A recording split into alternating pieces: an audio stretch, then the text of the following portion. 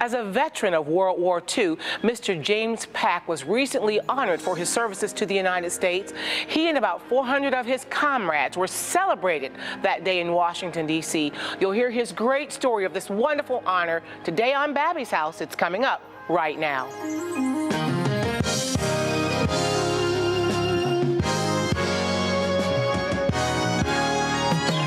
Babbie's house, Babbie's house. Every day is filled with possibility. At Babbie's house, Babbie's house. Everybody is family. Welcome to Babbie's house.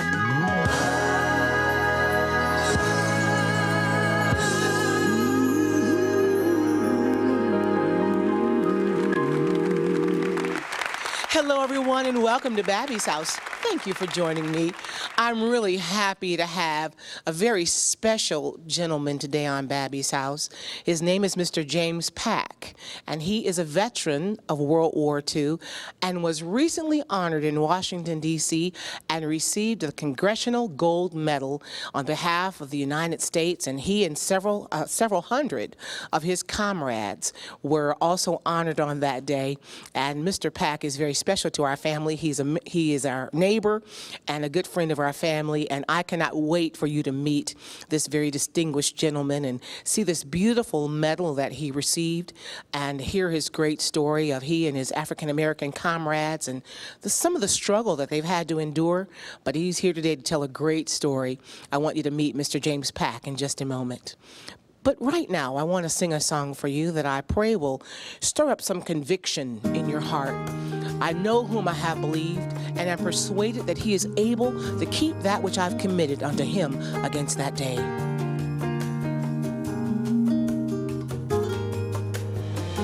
I believe you're the Son of God and you came from heaven above. I believe you're the Son of Man and you rule the earth with love. I believe you gave your life on a cross at Calvary. I believe you conquered death and you reign in victory. Now every step I take is toward you. Every song I sing is for you. I believe in you, Jesus. I believe in you, Jesus. And had it not been for your grace, I don't know where I'd be today. I believe in you, Jesus.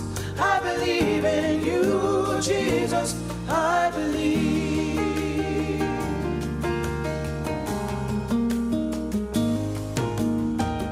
I believe you know me well and your plan for me is great.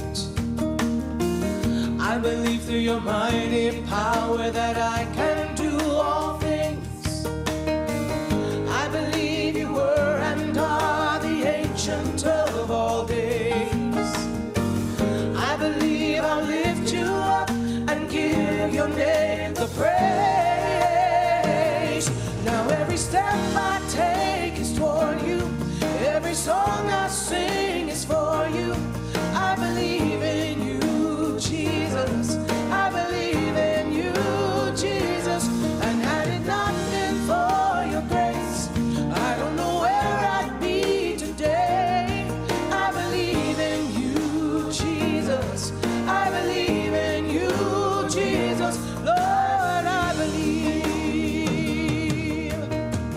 I believe, I believe, I believe. Jesus, I believe in you. I believe, I believe, I believe. Jesus, I believe in you. Oh, I believe, I believe, I believe, I believe. Jesus, I believe in you. Yes, I believe, I believe, I believe, I believe. Jesus, I believe in you. Oh, see me running toward you. Yes, and I'm singing for you. I believe in you, Jesus.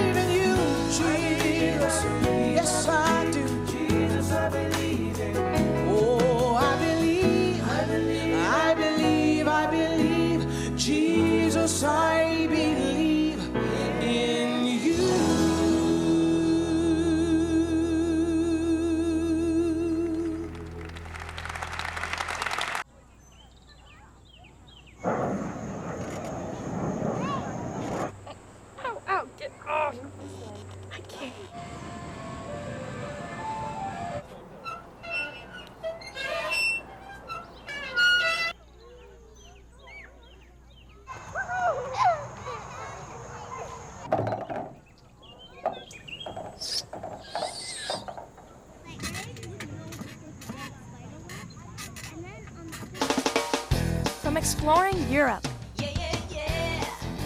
to conquering X Camp. From building homes for the homeless to kayaking in Alaska with whales. Girl Scouts today offers so many incredible opportunities. The only problem you'll have is deciding what to do. So, what did you do today?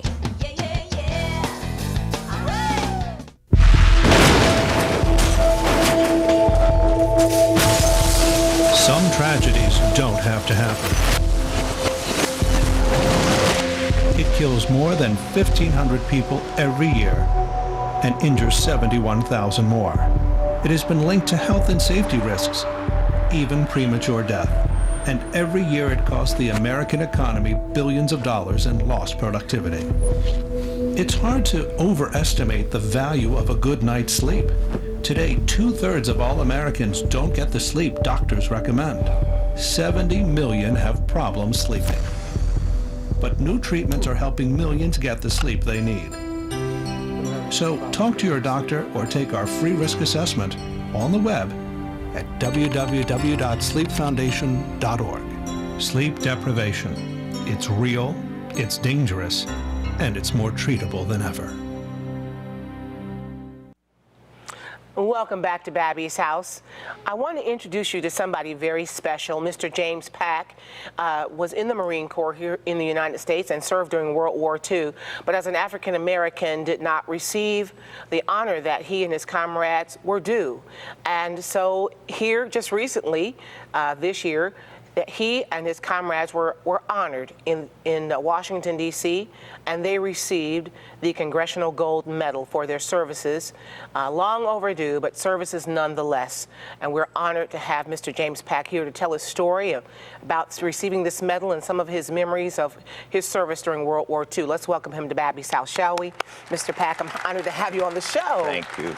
And now, Mr. Pack, tell us about your upbringing, where you were raised, and what initiated your enlisting into the Marine Corps.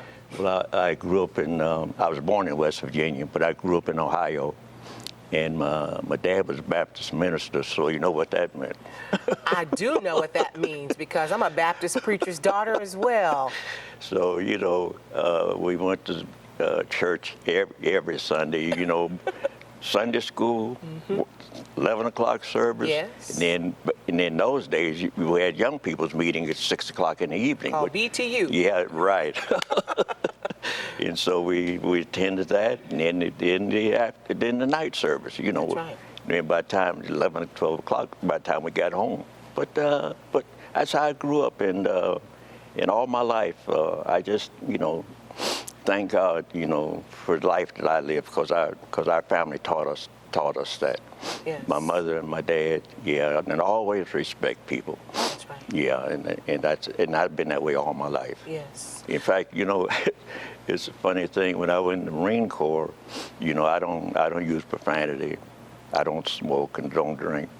And a lot of the guys said, "Well, you're not a Marine." I said, "Well, there's all kind of Marines, right. and I'm one that's that way, and I've been that way all my life." And we applaud you for that, Mr. Thank you. Pack.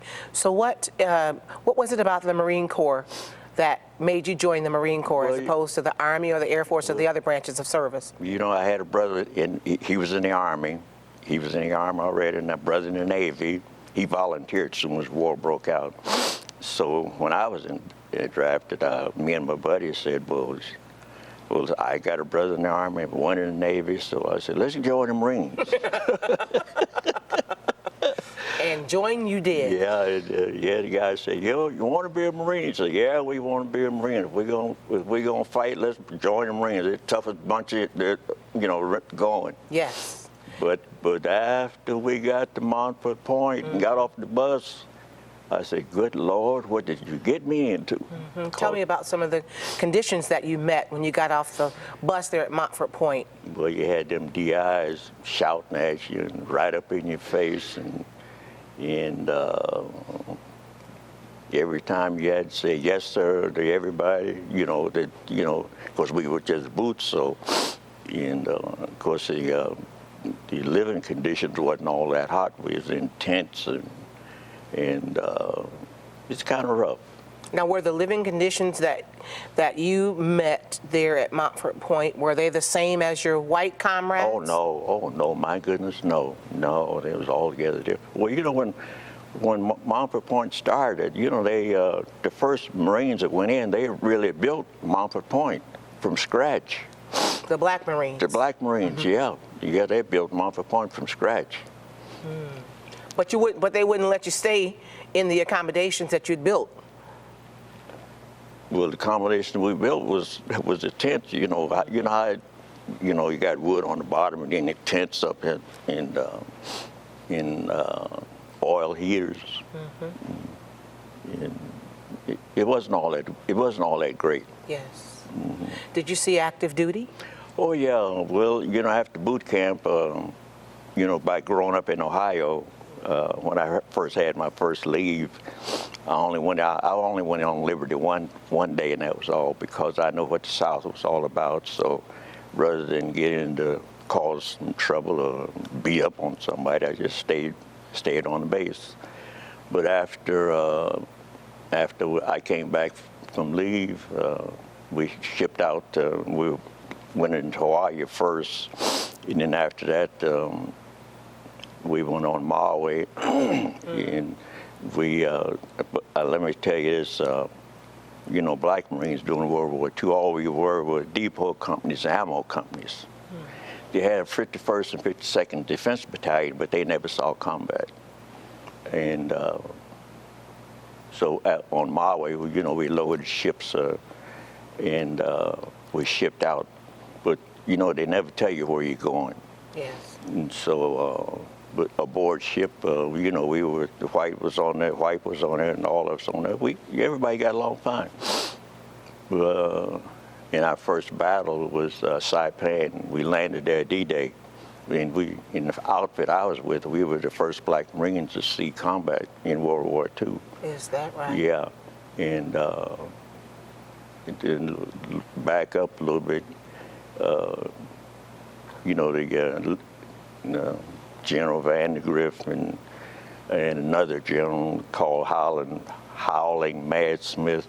You know, they didn't want blacks in the Marine Corps.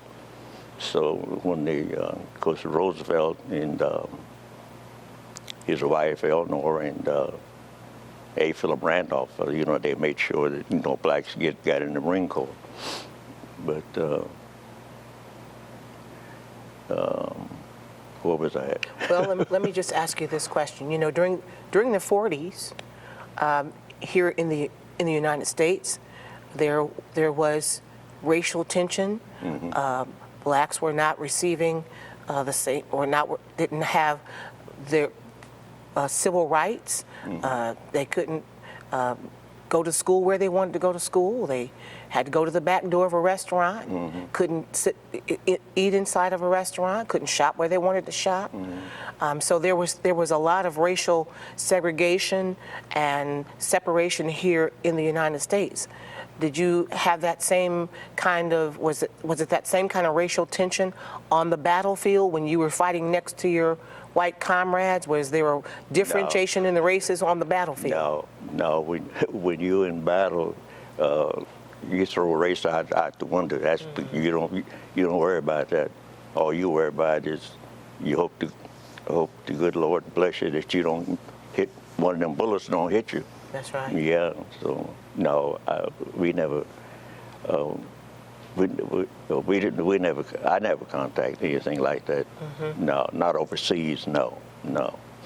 Now, when you were in the Marine Corps, you did not receive the recognition that some of your other white counterparts were receiving, correct? Yeah, that's true. Yeah, that's true. Tell me about that. Well, I don't know how to phrase that. Well, since you, how long did you serve in the Marine Corps? Well, I went in 1943 and I got out in 1946.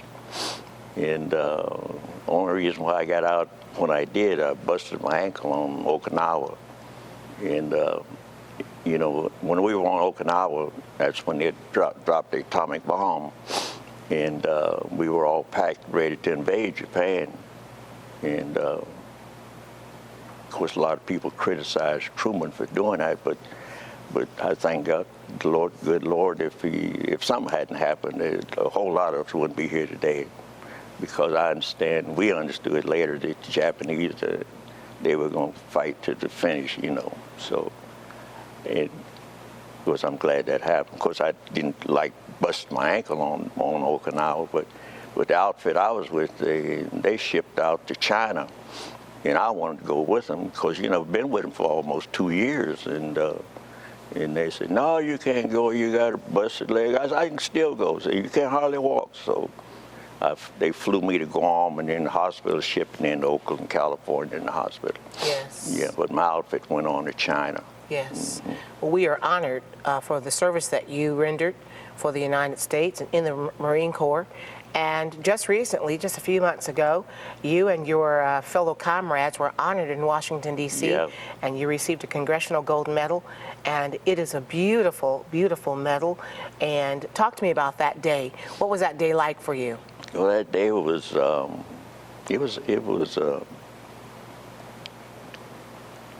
was a nice, We're putting some pictures up so that folks can see. it was a nice, hot, sunny day. Yes. What was it? How did it feel to finally be paid, applauded, and celebrated for your service, you know, during World War II? Because, you know, so many people, white comrades, you know, are celebrated as veterans. Tuskegee Airmen got their medal, and Yes. and then I think the Cold Talkers got their medal, and then they finally decided that, well, we black Marines, you know, we paved the way for gentlemen like this Lieutenant General here. Tell me about these gentlemen. Here's a picture here. Tell me about those two Marines that are flanked on either side of you there. That's Lieutenant General Williams. In fact, he put the gold medal around my neck. He did. Yeah, and this is the Commandant of the Marine Corps, General Amos. Very good. Yeah. And finally, you got that award, and I'm telling you, it's quite a weighty piece of metal. I'm not sure how you actually carried this thing around. It's quite a beautiful, beautiful honor. Yeah. And since you came home from Washington, D.C., you've gotten a lot of recognition in local newspapers and on the Yeah. local news. Yeah. Tell me what that's like. It surprised me because I said, well, I just would call myself doing my duty, and I didn't expect anything like this to happen. In fact, every place, even there's 3 or 4 different people. I got to see that medal. I want to see that medal that you got. And then Ruth always telling me, oh, you got to wear that every day. I said, no, I can't do that. I think you'd probably get a crook in your neck from carrying that thing around. Yeah, it's very nice. But it's a great honor, and I appreciate it. And Yes. I appreciate it. It is a great honor, and we're going to take a break here in just a moment. But when we come back, I want to talk about, you know, you being a Marine Corps, a Marine comrade. You've carried those principles throughout your life. You're a man of faith. You're a man of integrity, a man of honesty. You said even back then when you served in the Marine Corps, you didn't drink or smoke or use profane language. And I want our audience to know what that means to you and what it means to be a man of faith, and why is it that you didn't curse or swear or drink, or why you led a life of integrity, and what your faith in Christ means to you today. And also, you're a wonderful family man. You have a beautiful family, grandchildren, and I was privileged to know your wife before she went home to be with the Lord. So you were married for many years, and so we want to talk all about that when we come back. But I've been talking today with Mr. James Pack, and he was in the Marine Corps and recently received a Congressional Gold Medal on the behalf of the United States Marine Corps. So stay with me. After this break, we're going to talk more with Mr. Pack. Stay with me. We'll be right back after this.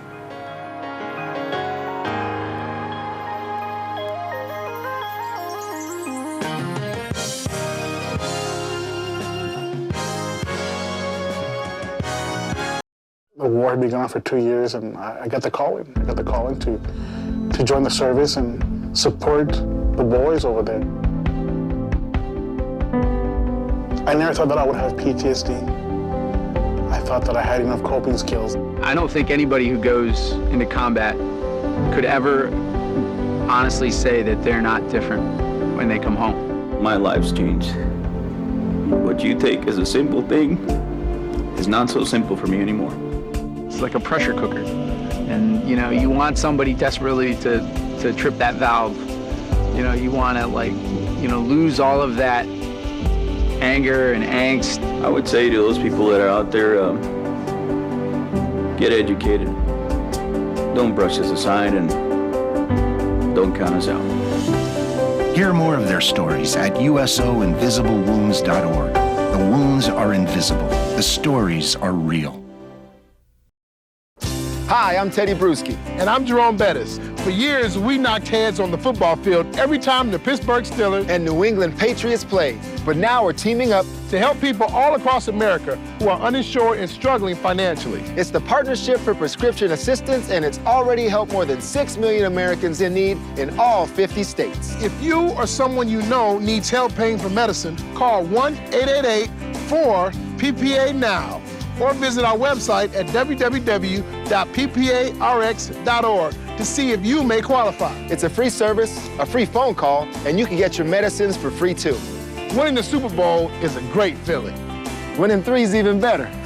But so is helping millions of Americans who are uninsured and struggling. Call the Partnership for Prescription Assistance toll-free number now. The PPA team is standing by to help. Hey, you know I was just kidding about the 3 championships. Well, if you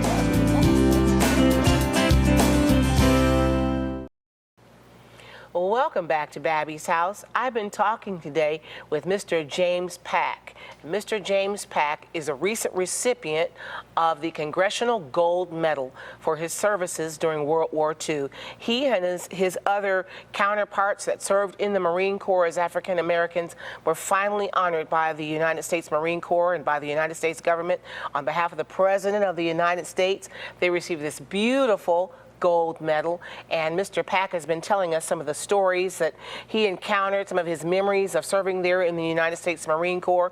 But I want to go back to that day, Mr. Pack, that you received this medal there in Washington, D.C., there at the barracks on 8th and I, as you... 8th and I. 8th and I, there in Washington, D.C. Yeah. And finally, you met there with 400 other Marine servicemen. Yeah. What was that? What was that moment like for you? That moment was, it was a great moment, and I'll never forget it. And to be honored this way, which I never expected. A lot of us never expected that to happen, and it was really a great honor. Yes. Yeah, to be awarded that Congressional Gold Medal. Yes. Yeah. And we're honored for you. Thank you. We're proud of you. Thank you. Along with our viewers here at Babbie's House, we applaud you and we say thank you for your service to our country. And Mr. Pack, you told us a moment ago that you're a man of faith. You grew up a Baptist preacher's son, and those it was instilled in you to be a man of honor. The Marine, you were that man when you went into the Marine Corps, yeah, a man of faith and integrity and honesty. That's true, because the way we grew up, our parents taught us that to be like that, and always, respect people, and always do the right thing by everyone. Yes. And remember that, God, has been good to you, so you do be good to other people, treat people right. Yes. And I just today now, maybe I shouldn't say it, but nowadays I don't know, some of these young people, I guess I blame. Maybe I shouldn't say it, but I'm gonna say it anyway. You earned the right, Mr. Pack. Go ahead. but a lot of it I blame the parents, because they don't bring their children up right to respect people and do the right thing. And a lot of times that kind of irks me. Yes. Well, I understand that as a mother and grandmother, I can attest to what you're saying, Mr. Pack. Speaking of family, you were married to a beautiful woman. How many years were you married to Mrs. Ann Pack? She just recently went home to be with the Lord, didn't she? Yes, she did. And what a beautiful woman. You all have a beautiful family. And she was not there. She recently passed away, and then you received the medal just within a few months of her going home to be with the Lord. Yeah. But how many years were you all married? 44 years. 44 years. You have a beautiful family. Your daughter Ruth is one of my dearest friends and has been for 30 years or more. Yeah, Ruth, and Ruth you have always gets me in trouble. She does, doesn't she? She gets you in trouble, but she's a go-getter, and that's why. She motivates you to get up and do things. And so we're grateful that you came this way, Mr. Pack, and thanks again for your service to the United States Marine Corps and to your country, and we applaud you today. Thank you. Amen, and congratulations on this beautiful medal, the Congressional Gold Medal on behalf of the United States Marine Corps. God bless you, and thanks again. Thank you. And thank you for watching today's show. If you want to contact me today at Babbie.com. Go to the internet and just reach out to me and let me know that you enjoyed today's show. If you want to get a message to Mr. Pack, I'm his friend and his neighbor and really a part of his surrogate family. You can contact me at Babbie.com. Well, the Lord bless you and keep you, and we'll see you next time we get together right here on Babbie's House. Bye-bye for now.